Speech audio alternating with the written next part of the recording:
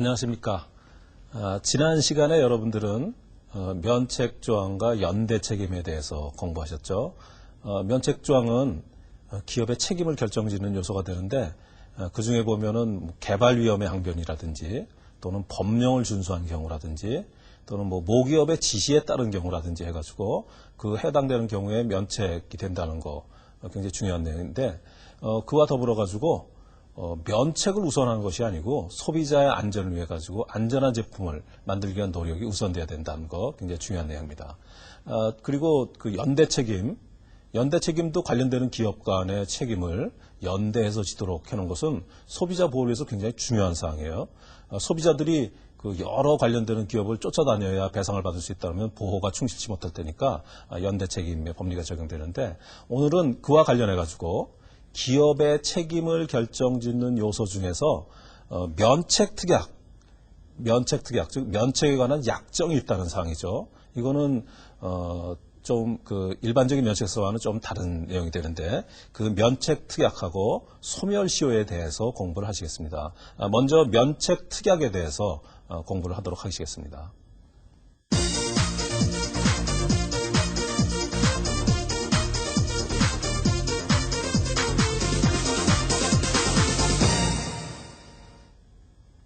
여러분들이 일반적으로 일상생활에서 사용하시는 제품에 보면은 이러한 그 문구가 있는 경우가 있어요. 경우에 따라서는 포장지나 포장 박스 같은 데 있을 수도 있고 또는 사용 설명서 또는 약관 같은 데에다가 이런 거를 적어 놓을 경우가 있는데 이 경우에 그 제조물 책임법에서는 어떻게 적용이 되는지를 그 해당되는 사례를 가지고 한번 보도록 하시겠습니다. 먼저 그 보증서가 이렇게 돼 있다 그러면 어떻게 될까요? 자, 어떤 회사에서 제품의 보증서에다 이렇게 써놨습니다.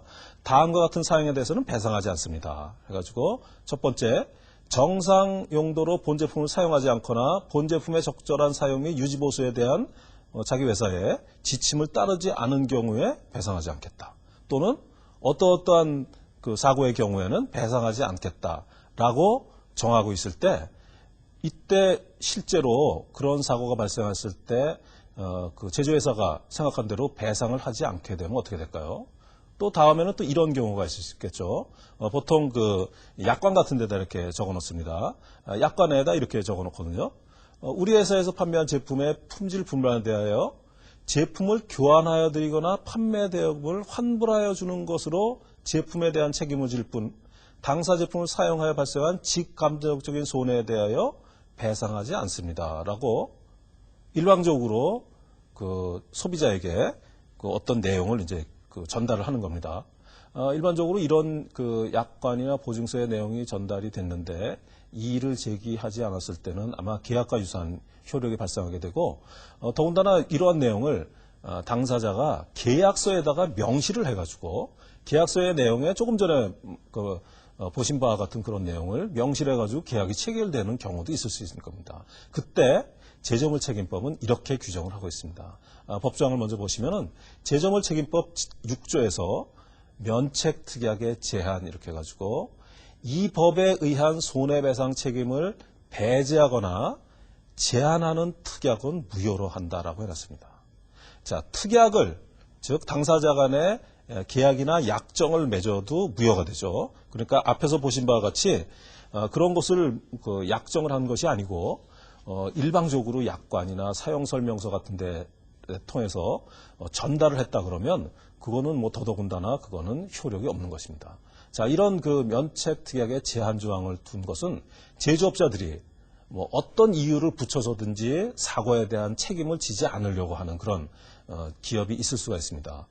정상적인 기업이라면 사고가 발생했을 때 최선을 다해서 소비자의 피해를 보전하여주고 그다음에 그에 대한 책임을 지는 것이 일반적인 그 바람직한 행태가 되는데 그렇지 못한 기업이 나왔을 때 소비자의 피해가 있을 수 있으니까 그것을 막기 위해서 만들어진 조항입니다.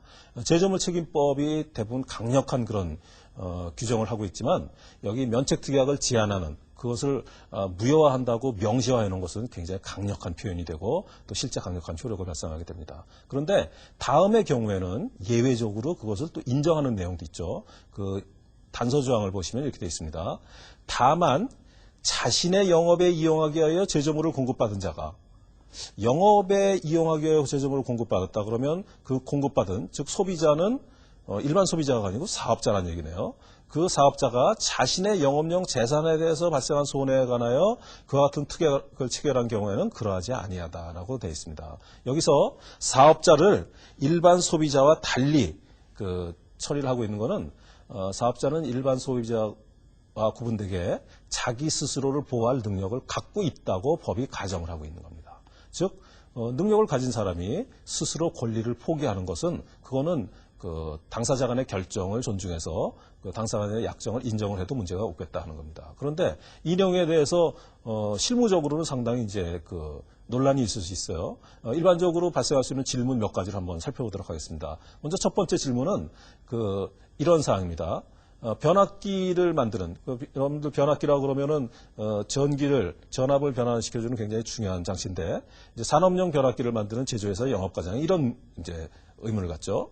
발주자와, 그러니까 발주라는 갑 측과 산업용 변압기에 대한 공급자의 제조물 책임을 배제 또는 제한하는 계약을 맺으면 그것은 효력이 있습니까? 라는 이제 의문을 갖는 거죠.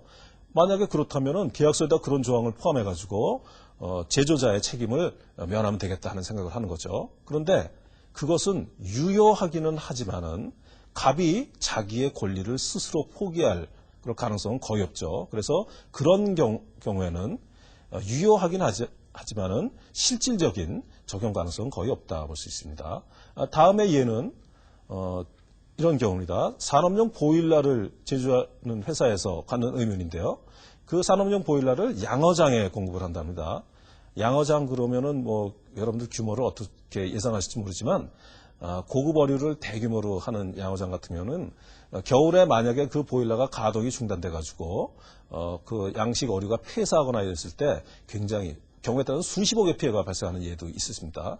그런데 그것에 대비하기 위해서는 예비용 보일러를 설치해야 되겠죠. 예비용 보일러는 보통 기본 보일러보다 한 10분의 1 정도의 비용밖에 들지 않는 임시로 사용하는 게 예비용 보일러입니다. 사고가 발생했을 때 단기간. 그런데 그것을 투자하는 것을 회피를 하고 있습니다. 즉 양어장 측에서 주 보일러는 설치를 하지만 그 예비용 보일러는 설치를 하지 않으려고 하는데 그때 법조항의 단서조항이 활용이 가능하냐 하는 문제죠. 자, 그 답은 다음에 보시는 바와 같습니다. 그 경우에 단서조항의 해당은 가능합니다. 이것은 예비용 보일러를 설치를 해야만 그 보일러가 전체적으로 성능을 발휘할 수 있죠. 기기는 불량이나 또는 가동 중단 같은 거를 예상을 해서 거기에 대응을 해야 되기 때문에 그 예비용 보일러를 추가로 설치하든지 그렇지 않으면은 공급자의 제조물 책임을 제한하거나 배제하는, 그러니까 더 이상의 책임을 지지 않는다 하는 것을 약정을 맺어서 양어장 측에다가 그것을 선택하도록 요구할 수 있을 것입니다. 즉 이거는 제조업자가 자기의 책임을 면한다 하는 측면보다는 양어장이 올바른 선택을 할 수 있도록 하는 그런 내용이기 때문에 이 경우에는 단서의 조항에 해당이 된다고 볼 수 있습니다. 여러분들이 기업체에 계시는 분들이 실무를 하는 과정에서는 이러한 법조항을 해석하고 판단하는 것 굉장히 중요한 내용이 되죠. 다음에 이러한 법적인 책임이 얼마 동안 존재하느냐 하는 것이 소멸시효에 관한 사항입니다. 자, 소멸시효는 그 권리의 존속기간을 정하는 것이기 때문에 굉장히 중요한 문제가 됩니다. 소멸시효에 대해서 정하고 있는 법조항을 먼저 보시겠습니다. 소멸시효에 대해서 법에서는 이렇게 설명을 했습니다. 제7조의 소멸시효 등 해서 1항에서 이 법에 의한 손해배상의 청구권은 피해자 또는 그 법정 대리인이, 즉 피해자 측이 손해 및 제3조의 규정에 의하여 손해배상 책임을 지는 자를 안 날로부터 3년간 이를 행사하지 않으면 시효로 인하여 소멸한다 이렇게 되어 있습니다. 자, 이 내용을 조금 요약해서 한번 설명을 해드리도록 하겠습니다. 자, 소멸시효가 적용되는 것은 피해자가 손해 및 제조업자를 안 날로부터 3년이라고 규정이 되어 있습니다. 3년 이내에 배상 청구를 하지 않으면 배상을 못 받게 되죠. 이 내용을 소비자 측에서는 굉장히 정확하게 알고 있어야 되는데 이 조항에서 손해 및 제조업자를 안 날, 이것은 이렇게 이해를 하셔야 됩니다. 이 법조항에서 밋이라고 되어 있는 것은 and입니다.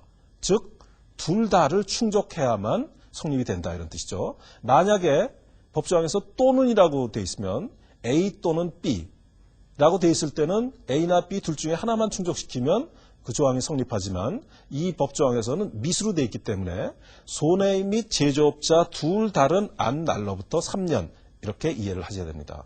손해 및 제조업자를 안 날이 동시에 발생을 할 수도 있고 경우에 따라서는 손해가 발생하면서 자기가 손해를 입었다는 사실을 알았는데 그때 제조업자가 누군지를 몰라가지고 제조업자를 찾느라고 시간이 걸렸다. 예를 들어서 뭐 1년 정도의 시간이 걸렸다. 그러면은 그 제조업자까지 추가해서 알게 된 날, 그때부터 3년을 기산하게 된다. 이렇게 생각하시면 됩니다. 이 3년이라는 거는 단기 소멸시효죠. 단기 소멸시효를 적용해 놓은 것은 소비자를 보호하기 위해서 3년이라는 기간을 제공하긴 하지만 그렇다고 해서 물품을 공급한 제조업자를 굉장히 오랫동안 그 법적 책임이 불안정한 상태로 지속을 시켜놓으면 그러면 거래관계에 영향을 주기 때문에 그 단기 소멸시효를 적용한 것으로 이렇게 생각을 하시면 됩니다. 다음 그 소멸시효 등 해서 2항의 내용이 또 있는데요. 2항의 내용은 제조업자가 얼마나 책임을 지느냐 하는 것을 결정하는 조항입니다. 조항을 먼저 보시면은 2항에서는 이 법에 의한 손해배상의 청구권은 제조업자가 손해를 발생시킨 제조물을 공급한 날로부터 10년 이내에 이를 행사한다 이렇게 되어 있습니다. 굉장히 중요한 조항인데요. 이것을 조금 더 풀어서 보면은 공급한 날로부터 10년 동안 책임진다 하는 것은 이렇게 이해를 하셔야 됩니다. 이 10년의 책임 기간은 모든 제품에 공통적으로 적용됩니다. 제품의 일반적인 수명과 관계없이 적용이 된다 이렇게 생각하시면 됩니다. 보통 제품의 수명은 제조업자들이 정하게 되죠. 우리 제품은 얼마 동안 사용합니다라고 정하게 되는데 그것에 영향을 받지 않는다는 얘기입니다. 즉 제조업자들이 5년간 수명을 갖고 있는 제품이라고 하더라도 7년, 8년 사용하다가 사고가 났을 때 그때 제조물 책임에 해당되고 그다음에 이렇게 10년 동안의 책임기간을 정해놓은 것은 대부분의 국가가 공통사항입니다. 뭐 어느 국가는 길고 어느 국가는 짧고 그렇지 않고 일반적으로 10년 이렇게 돼 있고 그다음에 또 한 가지는 이 부분이 그 기업체에 계시는 분들 상당히 그 의문을 많이 갖고 그다음에 소비자들도 잘 이해가 안 되는 부분 중에 하나인데 이 제조업자의 책임 기간 10년은 보증 기간에 영향을 받지 않는다는 사실입니다. 자, 보통 제품을 공급할 때 보증 기간을 정해놓죠. 우리가 자동차를 사면 뭐 3년간 보증합니다. 이런 식으로 보증 기간을 정해놓게 되는데 그러한 보증 기간에 영향을 받지 않고 10년이 적용된다 하는 조항입니다. 자, 그러면 앞에 보신 소멸시효하고 그 다음에 그 공급자의 책임을 지는 책임 기간이 있게 되는데 3년, 10년 이렇게 달리 정해져 있죠. 이것이 이제 상호관계가 어떻게 되는지 그 사항을 표로 보면서 설명드리도록 하겠습니다. 자, 기업이 먼저 이 시점에 제품을 공급했습니다. 그리고 책임을 지는 기간은 7조 2항에서 10년으로 정해져 있죠. 만약에 소비자에게 사고가 발생했을 때 그 소비자는 3년 이내에 배상 청구를 해야 된다라고 되어 있습니다. 그래서 10년 기간 안에 사고가 발생했을 때 3년 이내에 배상 청구하고 또 다른 경우도 역시 마찬가지로 그렇게 하게 되는데 이 경우에 만약에 10년에 임박해가지고 사고가 발생했는데 배상 청구를 10년이 지난 다음에도 할 수 있느냐 하는 것이 문제가 될 수 있겠죠. 이것은 상당히 어려운 문제가 되는데 학설에서는 이 경우에 이 책임 기간이 우선한다고 하는 것이 학설의 다수설로 이해를 하시면 되겠습니다. 이게 정확하게 어떤 것이 우선하냐 하는 것을 판단하려면 그거는 법원의 판결이 있어야 되는데 이게 지금 공급하고 10년이라는 게 제조물 책임법이 시행된 지가 아직 한 3년여가 되지 않았기 때문에 아직은 이제 그 상황이 발생하지 않죠. 그래서 이 경우에 책임 기간이 우선할 거다 이렇게 생각하고 그다음에 특히 만약에 배상 청구가 요 10년에 임박해서 있을 경우에는 그 문제가 해결될 때까지 시간이 진행하는데 그때 배상 청구가 있게 되면 시효가 소멸되기 때문에 만약에 소송이 제기되면 소송이 끝날 때까지는 책임이 연장이 된다. 이렇게 생각을 하시면 되고 이 문제는 뒤에서 이제 기업의 대응 활동에 대해서 설명드릴 때 나오겠습니다만은 소송이나 문서 관리의 관련성에 굉장히 중요한 문제를 던지게 됩니다. 그래서 기업체의 업무와 관련된 그 중요한 문제가 있기 때문에 그것은 그 부분에서 설명을 드리도록 하겠습니다. 다음은 그 7조 2항의 단서 조항인데요. 이것 역시 그 해당되는 기업에게는 굉장히 큰 그 충격을 주고 문제를 야기할 수 있는 내용입니다. 먼저 법조항을 먼저 보시겠습니다. 7조 2항 단서에서는 이렇게 되어 있습니다. 다만 신체에 누적되어 사람의 건강을 해하는 물질에 의해 발생한 손해 또는 일정한 잠복 기간이 경과한 후에 증상이 나타나는 손해에 대해서는 그 손해가 발생한 날부터 기산한다. 즉 위에서 얘기한 기업의 책임 기간을 손해가 발생한 날부터 기산한다라고 되어 있습니다. 이러한 그 단서 조항에 해당될 수 있는 것은 일반적으로 뭐 사람의 신체에 영향을 주는데 그 영향이 즉각적으로 오는 것이 아니고 시간차를 두고 오는 경우를 예상을 할 수 있습니다. 대표적인 경우를 한번 그림을 보면서 설명드리면은 일반적으로 발암 물질이죠. 발암 물질이 함유된 제품이나 어떤 물질을 섭취했을 경우에 즉각 암이 걸리는 것이 아니고 오랜 시간 동안 그런 물질에 노출이 되면 그때 암이 발생하게 되겠죠. 그것이 10년, 20년 또는 더 이상 장기간일 수도 있기 때문에 그때 그 책임의 기산점을 얼마로 두느냐 하는 거는 그 실제 손해가 발생하는 기간 하니까 굉장히 이제 어려운 문제가 됩니다. 이거는 발암 물질뿐만 아니라 여러 가지 인체의 유독성을 갖는 물질 전부 다 같이 포함되기 때문에 이러한 물질을 생산하는 기업의 경우에 기업의 책임 기간 10년이라는 그 10년이라는 기간만을 고려하는 것이 아니고 우리 제품을 사용하는 소비자들은 그 피해가 굉장히 오랜 기간, 20년, 30년 후에도 상해 발생할 수 있다는 것을 염두에 두셔야 됩니다. 자, 지금까지 제조물 책임법의 본문을 보셨고 마지막으로 부칙의 조항을 확인하도록 하겠습니다. 제조물 책임법 부칙에서는 이렇게 정하고 있습니다. 첫 번째, 시행일인데요. 이 법은 2002년 7월 2일부터 시행한다. 벌써 시행한 지가 상당히 시간이 경과됐죠. 다음에 적용례에서 이 법은 이 법 시행 후 제조업자가 최초로 공급한 제조물부터 적용한다라고 되어 있습니다. 이미 법의 시행일자가 이미 지나간 상황이기 때문에 제조물 책임법의 내용을 확인하고 그것을 실무에 적용해서 제품을 개선하고 소비자 보호를 위한 활동을 하는 것은 매우 중요한 사항이 됩니다. 지금까지 제조물 책임법의 그 내용을 공부를 하셨는데 잠시 후에 그러면은 이 법의 영향이 전체적으로 어떻게 오게 되는지를 한번 살펴보도록 하시겠습니다.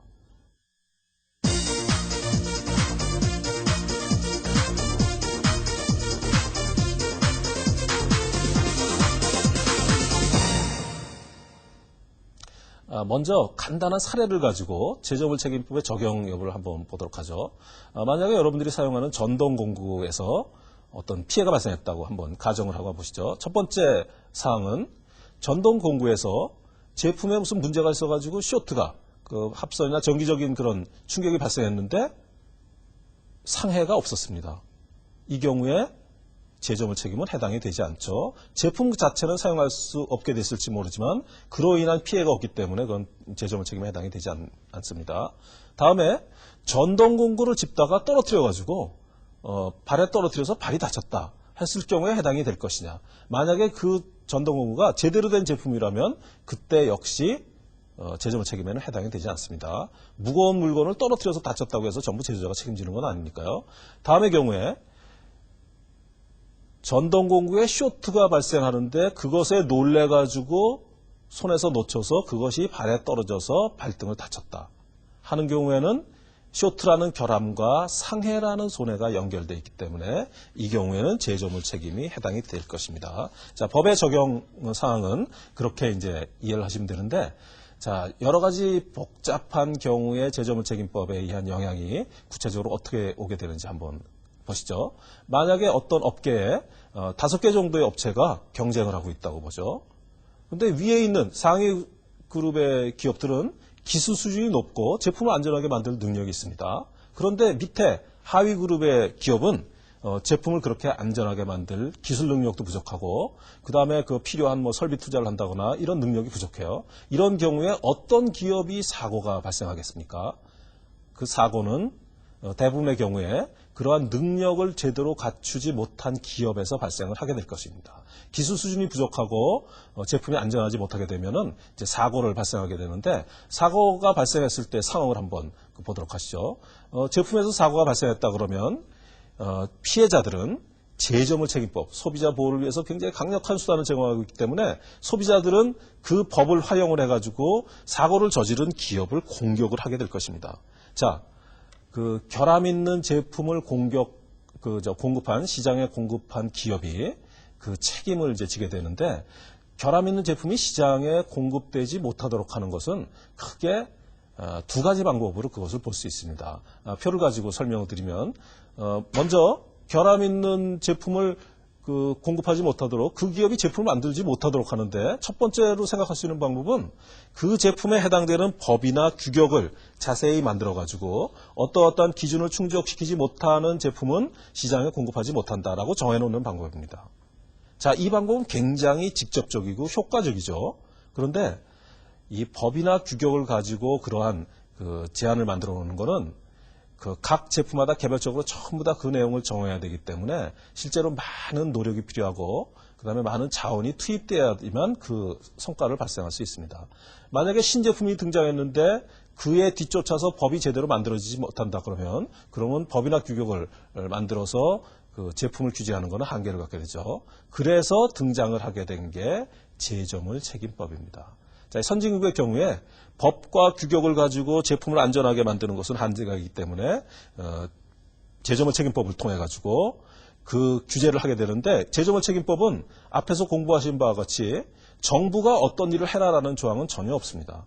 그것은 사고를 저지른 기업과 피해를 당한 소비자가 당사자 간의 관계를 가지고 그 문제를 처리하게 되는데 제조물 책임법은 실제로는 그 해당 기업에게 굉장히 많은 충격을 주게 됩니다. 제조물 책임법 조항은 앞에서 보신 바와 같이 8개 조항에 불과한데 그 충격은 굉장히 크게 오기 때문에 기업에게 주는 영향을 한번 보도록 하시죠. 먼저 사고가 발생했을 때 그 사고를 발생시킨 기업은 결함에 의한 책임 때문에 마케팅 활동에 굉장히 중대한 영향을 받거나 또는 시장에서 퇴출되는 일이 벌어질지 모르죠. 하지만 그때 안전하고 품질 좋은 제품을 공급하는 우수한 회사들은 어떤 영향을 받게 될까요?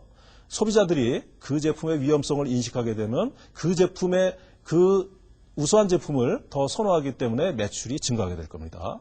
그 다음 경쟁하는 기업이 제대로 공급을 못하게 되면은 수급상의 문제가 발생해가지고 가격이 상승하게 됩니다.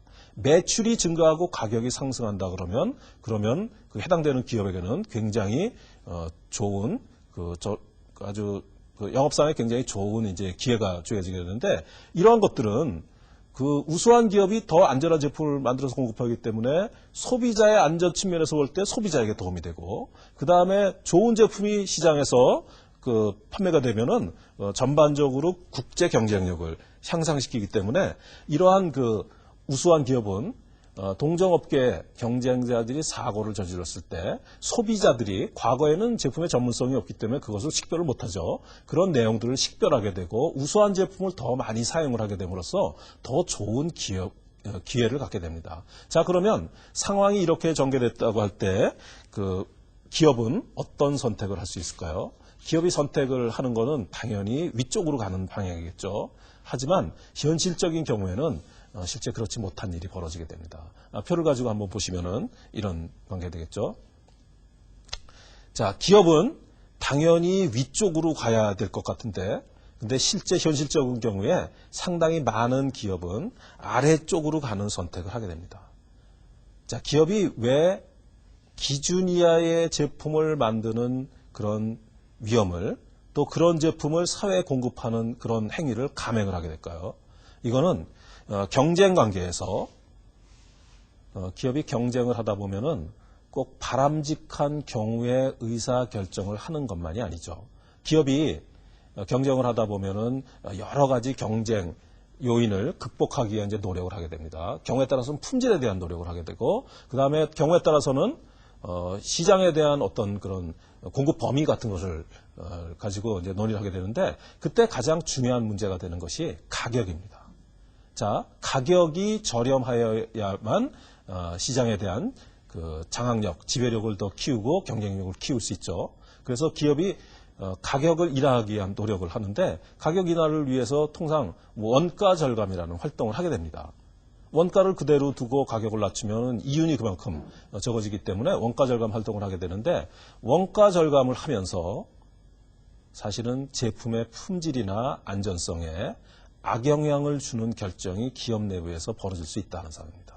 통상적인 경우에 보면 원가 절감을 위해서 제품에 부착되어 있는 안전장치를 제거한다든지 또는 기능을 저하시키는 결정을 한다든지 하는 우를 범하게 되는데, 여러분들이 만약에 기업체에 근무하시는 분들이라면 회사 내부에서 가격 경쟁력이나 이윤을 목적으로 제품의 성능이나 품질이나 안전성을 저해하는 잘못된 결정을 하지 않도록 여러분들 모두가 잘 살피는 그런 내용, 굉장히 중요한 사항입니다.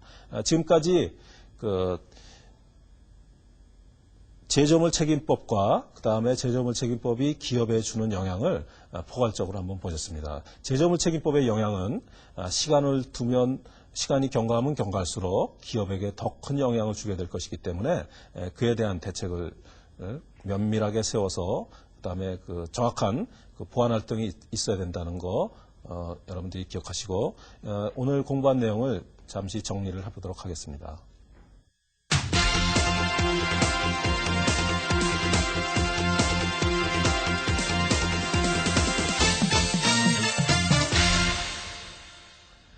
먼저 면책특약의 제한조항 기억하십시오.